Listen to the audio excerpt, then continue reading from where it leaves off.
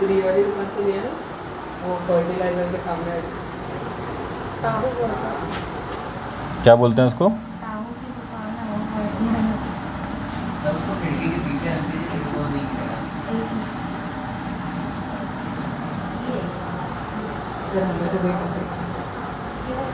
मेरे wireless mic होना चाहिए यार, मैं सारे वीडियो अपने अपलोड करना चाहता हूँ यूट्यूब पे अपने। लाओ मुझे बुक दिखाओ यार, पहले कल के होमवर्क वाले अपन क्वेश्चन डिस्कस कर लेते हैं। लाइए मुझे कल वाला क्वेश्चन दिखाइए मुझे, अगर किसी के पास लिखा हो तो। क्वेश्चन भी नहीं लिखा किसी के पास। इन ट्राइंगल ए बी सी, कल मैंने आपको जो होमवर्क में क्वेश्चन दिया था, in triangle A B C, DE is parallel to BC. यहाँ आपको बोला गया है DE is parallel to BC, And AD upon DB is equals to 3 by 1. 3 upon 1. AD upon DB Is equals to 3 upon 1. 3 अपॉन 1, And EA equals to 6.6.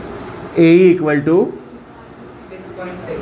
6.6 centimetre metre, हाँ centimetre. Find AC आपको बोला गया होगा, Find AC. फाइंड AC आपको बोला गया है। चलिए एवरीवन, मैंने आप लोगों को सिखाया है क्लास 10th में, जब भी आपको ट्राइंगल के किसी साइड के पैरेलल आपको कोई लाइन दिखाई देगा, आप वहाँ पर अप्लाई करोगे थेल्स थ्योरम। थेल्स थ्योरम क्या होता है Himang? Yes sir. What is statement of Thales theorem, Sir, एक line draw. जिसको हम लोग BPT भी कहते हैं। Is parallel. क्या सिखाया मैंने आपको? If a line drawn parallel to any one side of a triangle intersecting two other side at two distinct point, then that line divide the two side in the same ratio. Exam में है ना, सीधा question आएगा आपको, state and prove BPT, और इसे हम Thales theorem भी कहते हैं। अगर एग्जाम में ये वर्ड दिखाई दे जाए तो कंफ्यूज मत हो जाना कि ये क्या आ गया एग्जाम में, ठीक है। तो ऑलरेडी हमें यहाँ पर गिवन था कि DE BC के पैरेलल है। जैसे ही DE BC के पैरेलल है, आप कह सकते हो कि जो AD अपॉन DB आपका होगा that is equal to AE upon EC। Arpit भैया यही होगा। अगर मैं AD अपॉन DB की बात करूं तो ये गिवन है आपको 3.3 अपॉन 1 इक्वल टू AE का आपको वैल्यू गिवन है 6.6, और एक काम करता हूं, मैं यहाँ से वैल्यू निकाल लेता हूँ EC का, ठीक है। जब आप इसको सॉल्व करोगे आपको मिलेगा 3EC equal to 6.6, EC equal to 6.6 upon 3, ये मिलेगा आपको कितना 2.2। पर क्या क्वेश्चन में हमसे EC पूछा गया था? नहीं, हमसे क्वेश्चन में पूछा गया था find the value of AC। अगर मैं AC की बात करूं तो AC जो है आपका वो दो लाइन सेगमेंट का कॉम्बिनेशन है, AE और EC, ठीक है। AE का जो आपका वैल्यू है आपको ऑलरेडी गिवन है दैट इज 6.6, EC का वैल्यू आपने निकाला है 2.2, जब आप इसको 8 करोगे आपको मिलेगा 8.8 centimetre. Point to be remember, exam में क्वेश्चन को प्रॉपर रीड कर लेना। क्या पूछा है? यहाँ AC पूछा है, ऑप्शन में 2.2 दिखाई देगा, आप इसको लगा के आगे बढ़ जाओगे नहीं, पहले क्वेश्चन को रीड कर लेना क्या लिखा हुआ है वहाँ पर। क्लियर हुआ? अर्पित किया था क्वेश्चन? सेकंड क्वेश्चन बोलिए क्या था?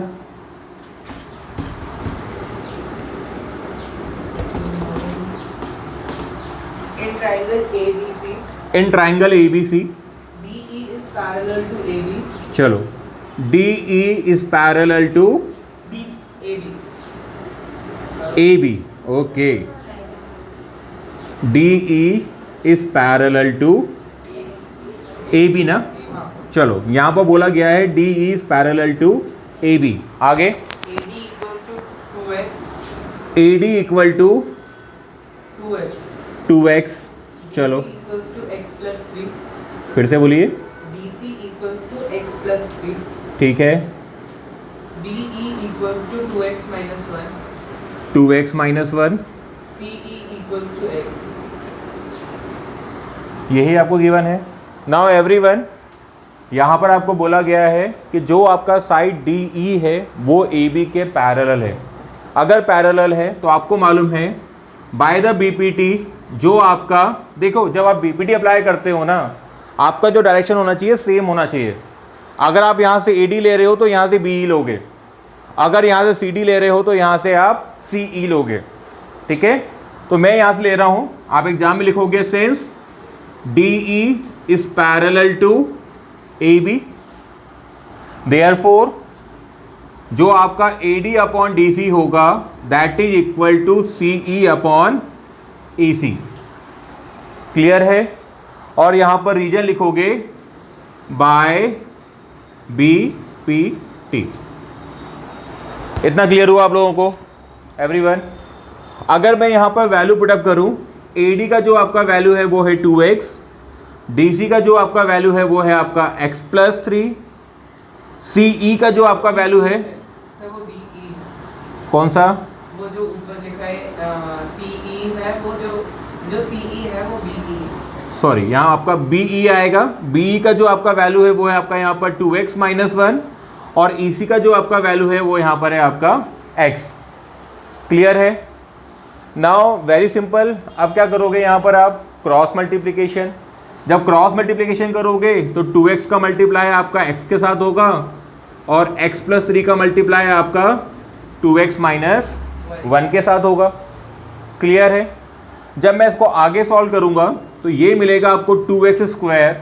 जब यहाँ पर आप ब्रैकेट का मल्टीप्लाई करोगे तो ये आपका हो जाएगा 2x square minus x plus 6x minus 3। आप लोगों को मालूम है इक्वल टू की बोथ साइड सेम टर्म होते हैं विद द सेम साइन, क्या हो जाते हैं आपके, वो कैंसिल हो जाते हैं, ठीक है। यहाँ मिला आपको 0 इक्वल टू ये मिलेगा आपको 5x माइनस 3।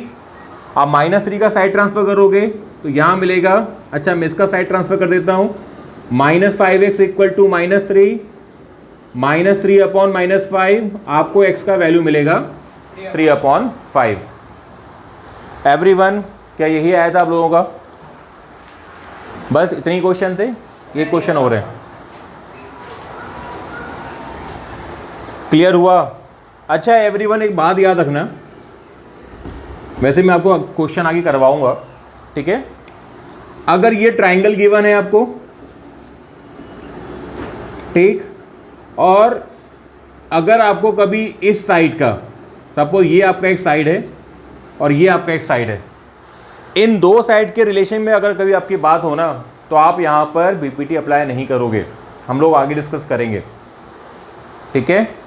जब आगे हम सिमिलरिटी ऑफ ट्राइंगल पढ़ेंगे तब हमें इस टाइप का क्वेश्चन मिलेगा। अगर इन चार साइड में आपस में बात होती है तब आप बीपीटी अप्लाई करोगे, पर ये वाला साइड और ये वाला साइड, इसकी जब बात होगी ना तब आप बीपीटी अप्लाई नहीं करोगे। हाँ, अगला क्वेश्चन बोलिए, क्या है क्वेश्चन आपका? In triangle ABC DE is parallel to AB। DE is parallel to AB। अच्छा, यहाँ भी वही बात है। चलो, ये DE is parallel to AB। हाँ, AD equals to 3x plus 19। 3x plus 19। BC equals to x plus 3।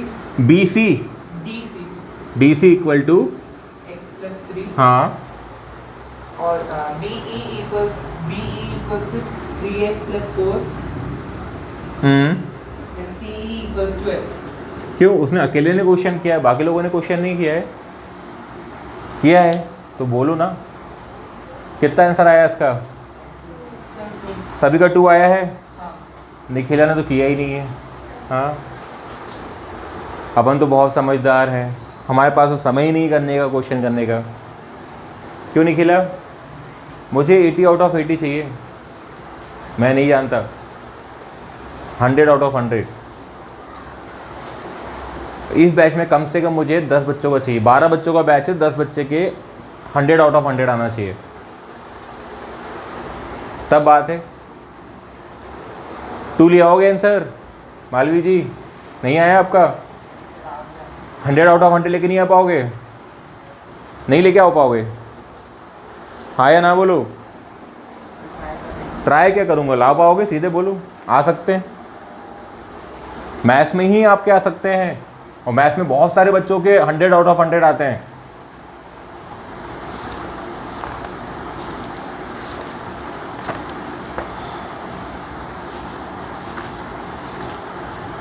हाँ, आप यही करते रहो। आप क्वेश्चन सॉल्व किया आपने ये वाला? नहीं किया तो अभी कर लो ना बैठ के। यहाँ भी जब आप बीपीटी अप्लाई करोगे कितना टाइम लगेगा आपको करने में? मैं डायरेक्ट कर रहा हूँ। यहाँ मिलेगा आपको 3x + 19 अपॉन x + 3, यहाँ मिलेगा आपको 3x + 4 अपॉन x। जब आप क्रॉस मल्टीप्लिकेशन करोगे तो ये आपका हो गया 3x + 19 इंटू x, ये आपका हो गया x + 3 इंटू 3x + 4।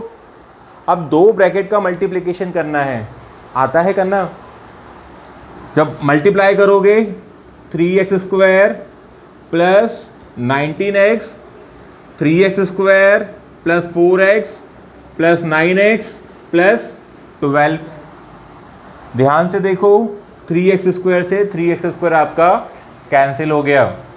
हमेशा याद रखना इक्वल टू के बोथ साइड अगर आप एडिशन या सब्ट्रैक्शन वाले टर्म को कैंसिल करते हो ना तो उसकी जगह आपको मिलता है 0, और जब आप मल्टीप्लिकेशन वाले टर्म को कैंसिल करते हो आपको उसकी जगह मिलता है 1, है ना? कई बार कन्फ्यूजन हो जाता है। जब आप इसको सॉल्व करोगे ये आपका हुआ 19x, जब आप इसका साइड ट्रांसफ़र करोगे ये आपका हो जाएगा 9 + 4 कितना होता है? 13। 13x इक्वल टू यहाँ मिलेगा आपको 12, 19x - 13x ये मिलेगा आपको 12/6, x का वैल्यू मिलेगा आपको 2। वेरी सिंपल क्वेश्चन, कर लोगे। क्वाड्रेटिक इक्वेशन ऑलरेडी आप लोगों का पढ़ा हुआ है, पढ़ा है हिमांग?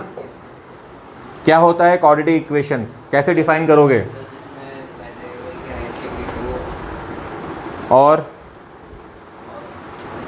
कुछ नहीं? अर्पित, कैसे पता करोगे कि गिवन एक्सप्रेशन आपका क्वाड्रेटिक इक्वेशन है?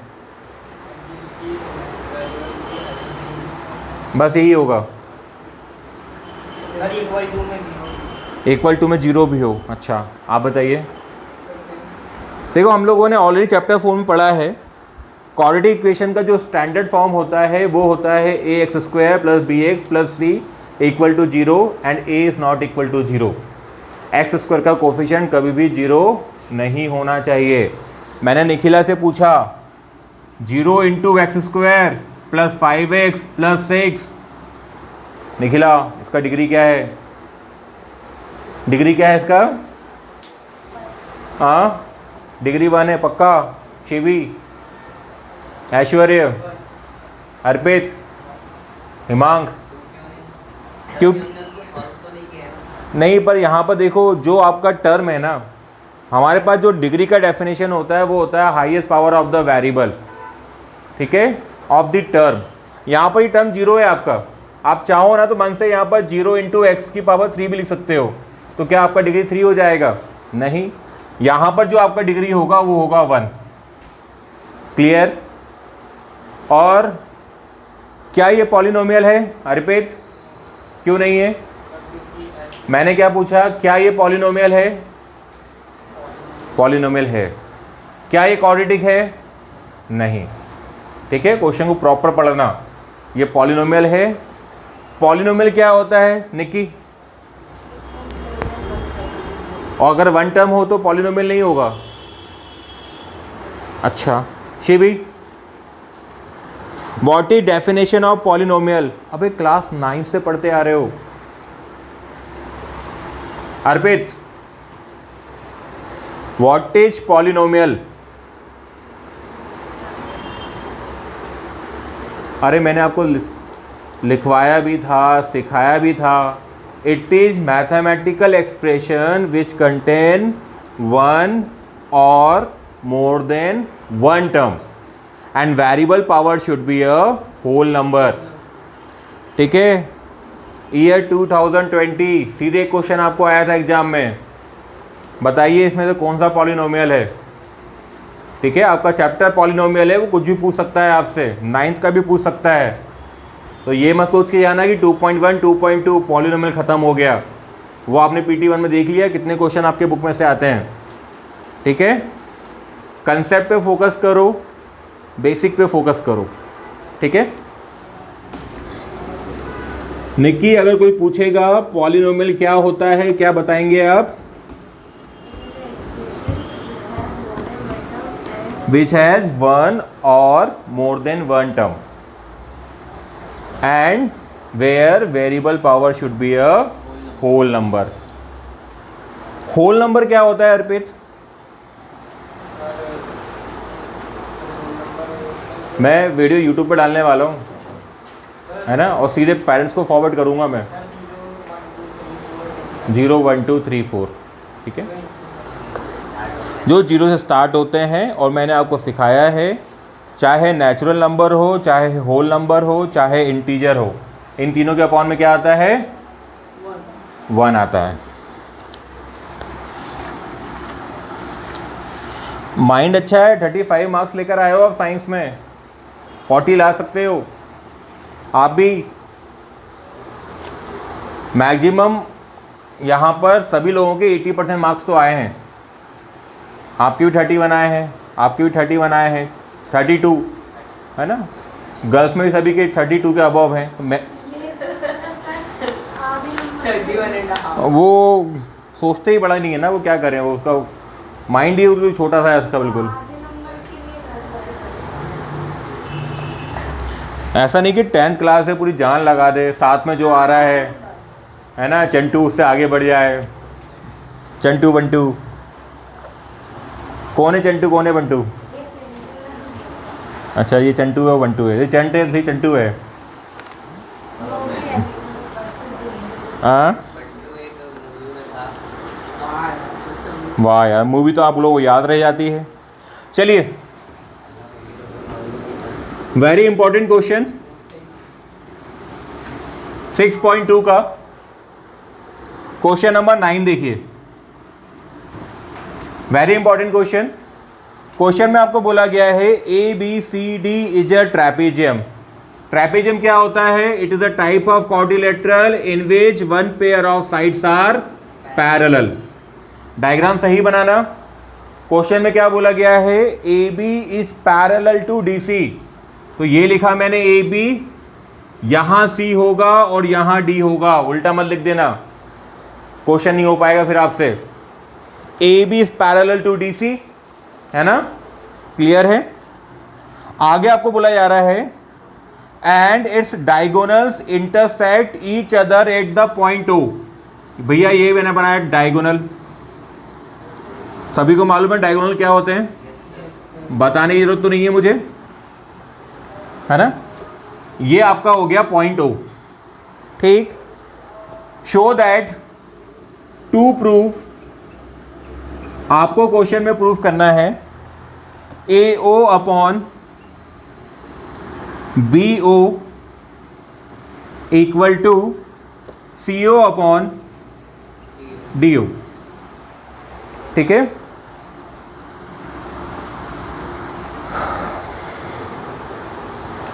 चलिए एवरीवन, इस क्वेश्चन को अगर हम चाहें तो सिमिलरिटी से भी प्रूव कर सकते हैं, पर राइट नाउ अभी आप 6.2 सॉल्व कर रहे हो, अभी आपने सिमिलरिटी नहीं पढ़ा है, ठीक है। तो हम इसको BPT या कन्वर्स ऑफ BPT से सॉल्व करने की कोशिश करते हैं, ठीक। अब देखो, अगर मुझे ये प्रूव करना है AO upon BO equal to CO upon DO, तो यार मैंने थ्योरम पढ़ी है BPT, थेल्स थ्योरम। वहाँ हमने पढ़ा है कि a line drawn parallel to one side of a triangle intersecting two other side at two distinct point, then that line divide the two side of a triangle in the same ratio. क्या मुझे कहीं line दिखाई दे रही है? वो वाली नहीं दिखाई दे रही है। तो यहाँ पर मैं क्या करूँगा? एक कंस्ट्रक्शन करूँगा, ठीक है। क्वेश्चन नंबर 9, क्वेश्चन नंबर 10 दोनों में ही एक कंस्ट्रक्शन है। आप क्या करोगे? Draw a line EO। आप एग्जाम में लिखोगे draw EO which is parallel to AB, और AB किसके पैरेलल है? पैरेलल है DC के। आपको ऑलरेडी क्वेश्चन में गिवन है कि AB किसके पैरेलल है? DC के पैरेलल है। इतना क्लियर हुआ? निखिला, इतना क्लियर हुआ? बस क्वेश्चन तो बहुत ईजी है। अभी तक हम लोगों ने क्या किया था 6.2 में, हम लोगों को जो भी पैरेलल वाला रिलेशन दिखाई देता था हम लोग क्या करते थे, वो ट्राइंगल ढूंढते थे जिसके अंदर वो आपको रिलेशन मिलता था और वहाँ पर बीपीटी लगाकर वहाँ से हम लोग रेशियो कंडीशन निकाल लेते थे। तो यहाँ भी देखो ना, तो मेरे पास दो पैरेलल वाला कंडीशन है, ईओ एबी के पैरेलल है और ईओ डीसी के पैरेलल है। ठीक है, चलिए प्रूफ करते हैं, हम लोग। E O is parallel to A B. Check करो कहां पर आपको ईओ और कहां पर आपको एबी दिखाई दे रहा है। ये रहा ईओ, ये रहा आपका एबी। अगर मैं ट्रायंगल की बात करूं तो ट्रायंगल बनेगा आपका ए डी बी, दिख रहा है। तो आप एग्जाम में लिखोगे in triangle A D B. ठीक है, आप लिखोगे वहां पर E O is parallel to A B और यहां पर रीजन लिखोगे by construction. Shivi ji clear हुआ? क्लियर है? लगा दूं पीपीटी। अब अगर ईओ ए बी के पैरेलल है तो देयरफॉर AE अपॉन ED इक्वल टू किसके होगा, वो BO अपॉन OD के। क्लियर हुआ? मैंने भाई रेशियो इधर से स्टार्ट किया तो इधर से भी रेशियो में इधर से स्टार्ट करूंगा। क्लियर है निक्की? क्लियर है शिवी? इसको दे दिया मैंने इक्वेशन नंबर 1 और यहां पर मैंने रीजन लिखा बाय BPT।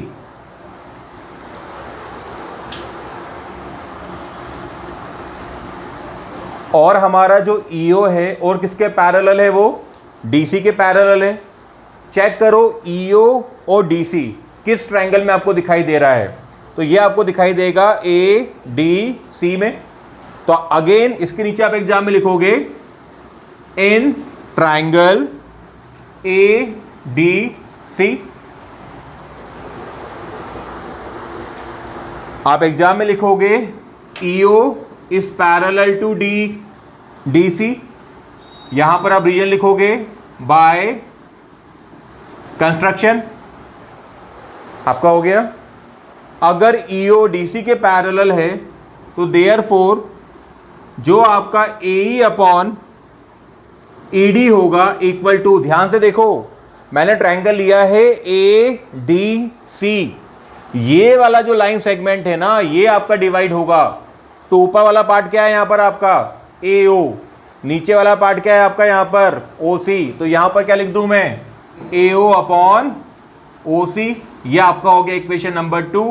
अगेन आप यहां पर रीजन लिख दोगे बाय BPT।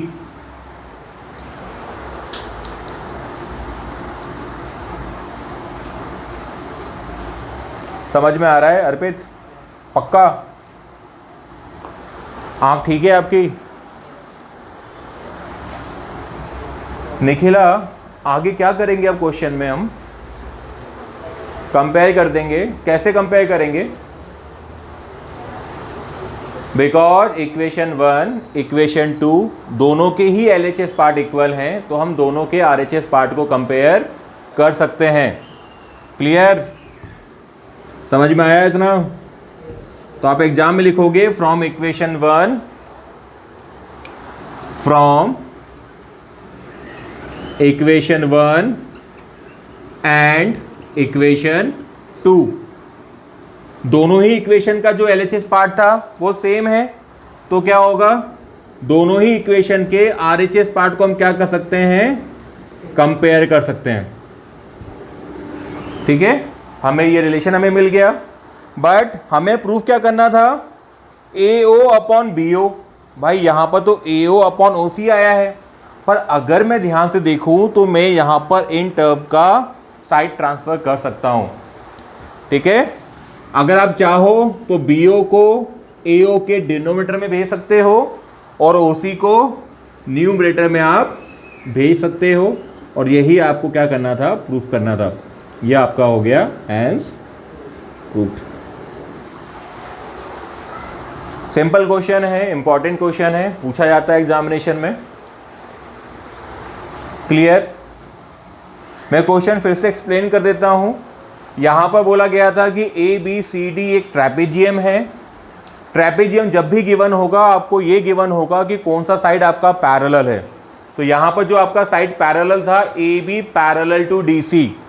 जब वर्टेक्स को नेम दो तब गलती मत करना, यहां पर सी मत लिख देना। A B parallel to D C, A के सामने क्या होगा? डी होगा। ठीक, और आपको ये रेशियो प्रूफ करना था। तो हमें मालूम है ट्राइंगल में रेशियो कब आता है क्लास 10th में, जब कोई लाइन ट्राइंगल के किसी साइड के पैरेलल होता है।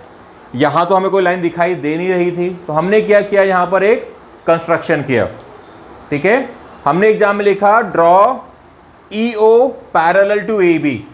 अब ऑब्वियसली बात है अगर आप इसके पैरेलल कोई लाइन ड्रॉ करोगे, बिकॉज ये दोनों आपस में पैरेलल है, तो भाई वो इसके भी पैरेलल हो जाएगा। बेसिक कंसेप्ट है। ठीक है, उसके बाद मैंने 2 बार पैरेलल वाला रिलेशन ढूंढा किन ट्राइंगल के अंदर आ रहा है, वहाँ बीपीटी अप्लाई किया, ऑटोमेटिकली आपका क्या हुआ, आंसर आ गया। ठीक, अब इसी से मिलता जुलता क्वेश्चन आपका क्वेश्चन नंबर 10 है। ये मिटा दूं?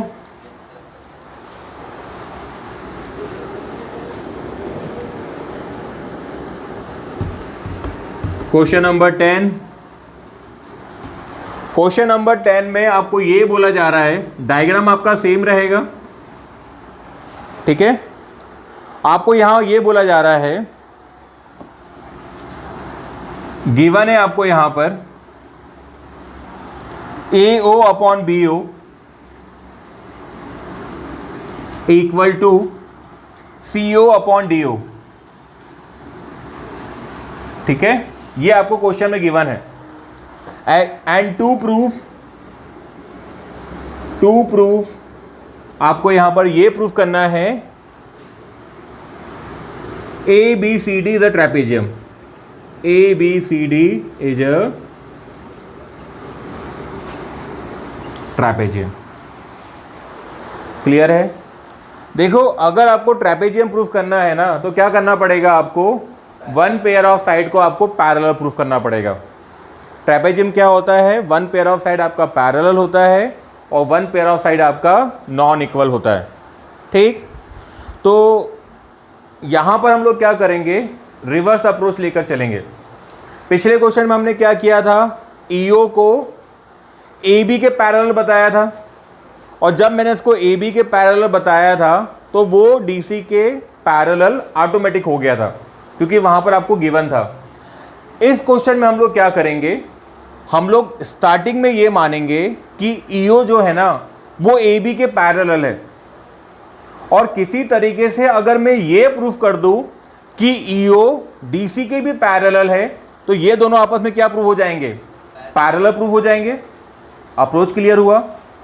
मैं फिर से एक्सप्लेन कर रहा हूं। मैं स्टार्टिंग में क्या करूंगा, ईओ को इन दोनों साइड में से किसी भी साइड के पैरेलल मान लूंगा। ठीक है, और आगे क्या करूंगा, उसको दूसरी साइड के पैरेलल बता दूंगा। अगर ईओ इसके पैरेलल है, ईओ इसके पैरेलल है, तो ये दोनों आपस में क्या होंगे, पैरेलल होंगे। तो मैं यहां पर एक कंस्ट्रक्शन करता हूं।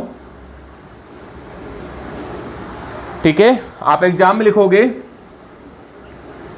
Draw E O parallel to A B, इतना लिखिए।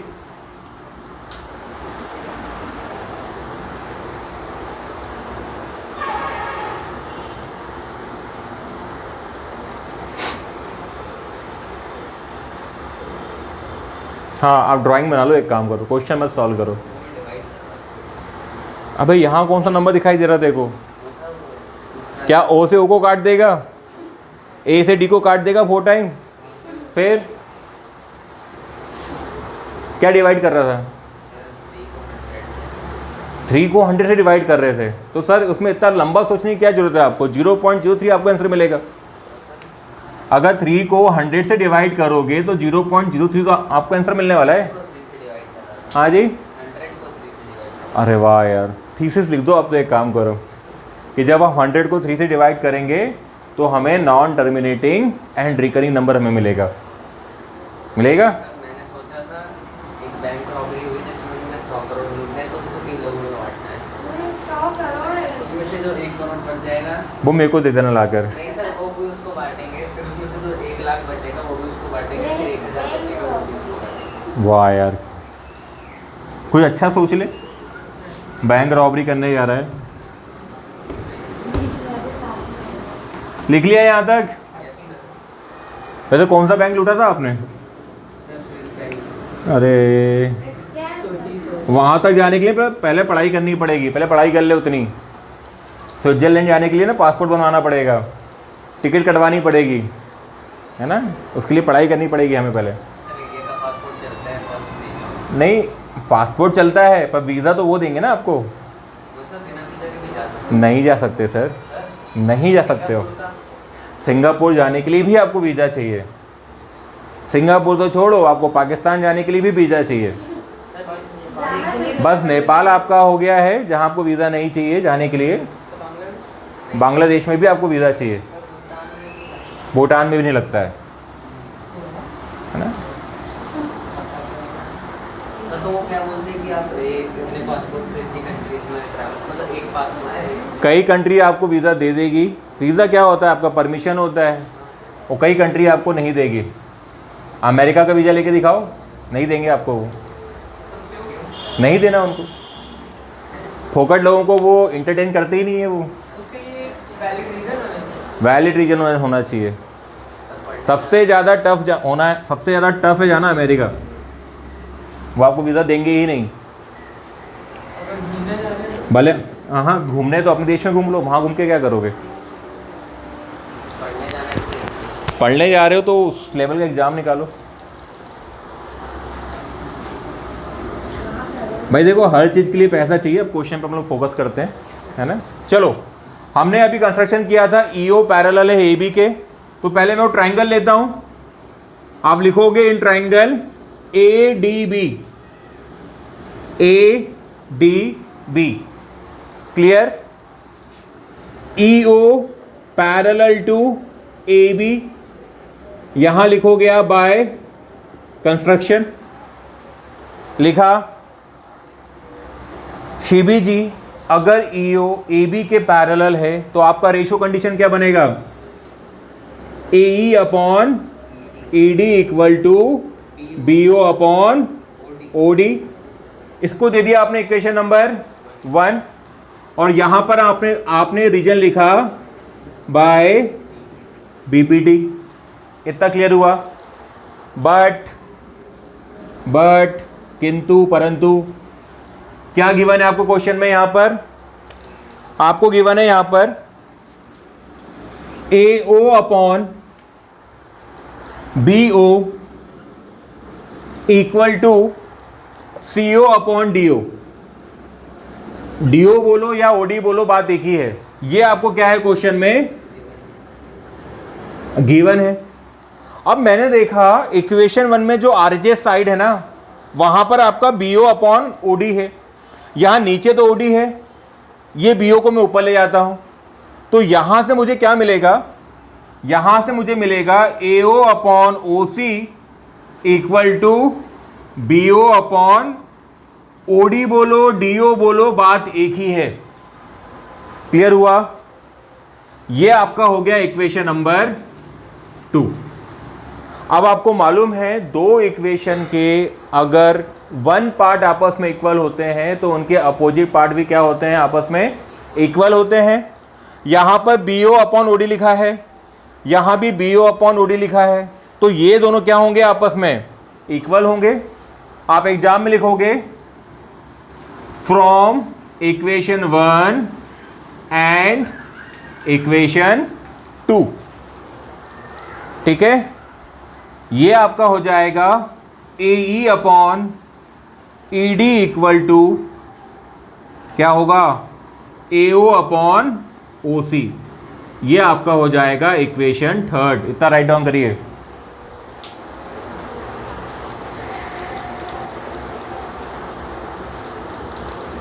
आज आप लोगों की साइंस की क्लास है। पता नहीं है तो फिर कैसे जाओगे वहाँ पर? सर इसके मोबाइल में देखा। अच्छा, मोबाइल लेके आया है क्या? और घड़ी? घड़ी लेके नहीं आया? अच्छा, स्मार्ट वॉच वो भी लेके नहीं आया? पल्सर वाले भैया अपन क्या लेकर आए हैं? मोबाइल लेकर आए हैं? नहीं लेकर आए हैं। मिटा दो इतना। Yes sir. चलिए ऐश्वर्य, कन्वर्स ऑफ बीपीटी का स्टेटमेंट बोलिए। What is statement of converse of BPT? If a line divide any two sides of a triangle in the same ratio, then that line is parallel to third side. क्या statement होता है Shibi? If a line divides, बोलिए, If a line divides any two sides of a triangle in the same ratio, then that line is parallel to third side. तो मुझे यहाँ पर ये ratio दिखाई दे रहा है। मैंने आपको सिखाया है चाहे बीपीटी हो चाहे कन्वर्स ऑफ बीपीटी हो, दोनों किसके अंदर अप्लाई होता है? ट्राइंगल के अंदर अप्लाई होता है। चेक करो ये लाइन सेगमेंट आपको कहाँ दिखाई दे रहे हैं? ए ई अपॉन ई डी ये दिखा, ए ओ अपॉन ओ सी ये दिखा। तो आप एग्जाम में लिखोगे in triangle A D C, in triangle A D C आप लिखोगे वहां पर A E upon E D equal to A O upon O C, और यहां आप लिखोगे from equation third, from equation third. और अगर ये दोनों रेशियो आपस में इक्वल हैं तो देयरफॉर जो आपका ईओ होगा वो पैरेलल होगा किसके? डीसी के। और यहां पर आप रीजन लिखोगे बाय कन्वर्स ऑफ बीपीटी। कल तक है ना स्टेटमेंट याद कर लेना, वरना मैंने भूत बना दिया फिर, स्पेशली आपको हिमांक। ठीक है, अब आगे आप क्वेश्चन में लिखोगे सिंस ईओ पैरेलल था आपका ए बी के, यहां रीजन लिखोगे by construction. Clear? E O parallel है डीसी के, यहां लिखोगे आप प्रूव्ड अबव। अगर ईओ ए बी के पैरेलल है, ईओ डीसी के पैरेलल है, देयरफॉर जो ए बी होगा किसके पैरेलल होगा? डीसी के पैरेलल होगा। और अगर ए बी डीसी के पैरेलल है therefore A B C D is a trapezium. Clear हुआ?